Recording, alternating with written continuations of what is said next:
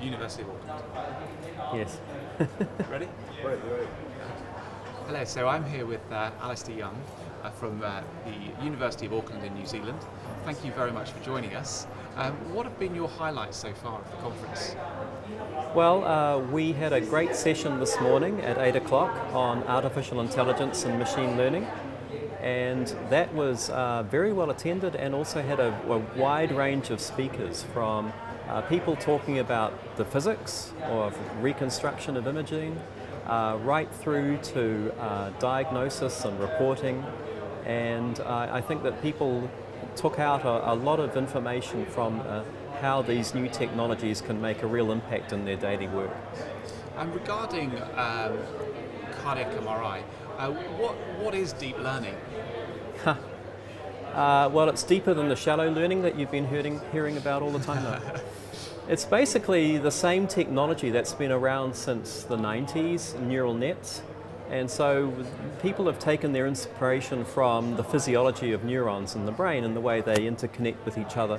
And the idea is that if you connect these neurons together, then they can make decisions about things.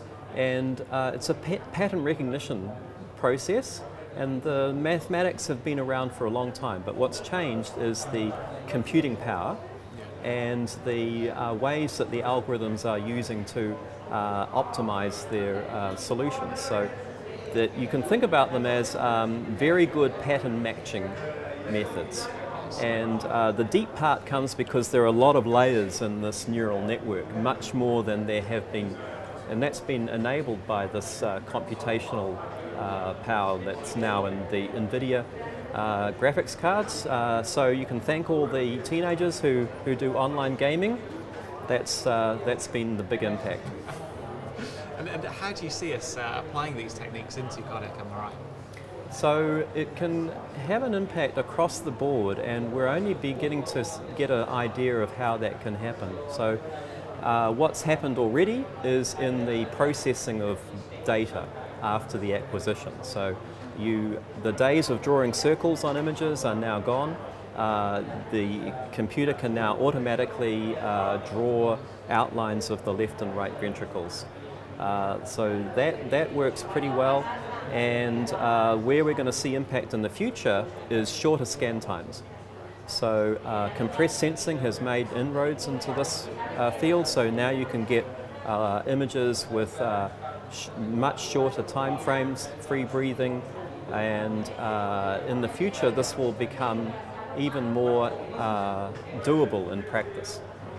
The advantage of this approach over compressed sensing is that you can learn how the compressed sensing algorithm gets to its solution and then apply it in a much quicker time. So instead of waiting for 5 minutes for your recon to actually appear, you can get it immediately.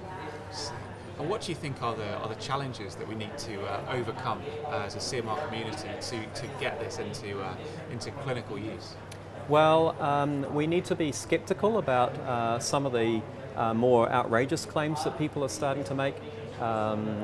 There's been a lot of enthusiasm for that technology, and maybe that has been kind of overstepped. So we're in a cycle now of a new technology making its mark, and then there's a kind of a backlash, and then there's a consolidation, and then actually real work happens. Fantastic. Brilliant. Well, thank you very much for your time, and enjoy the rest of the conference. Pleasure. Thanks very much. Yeah.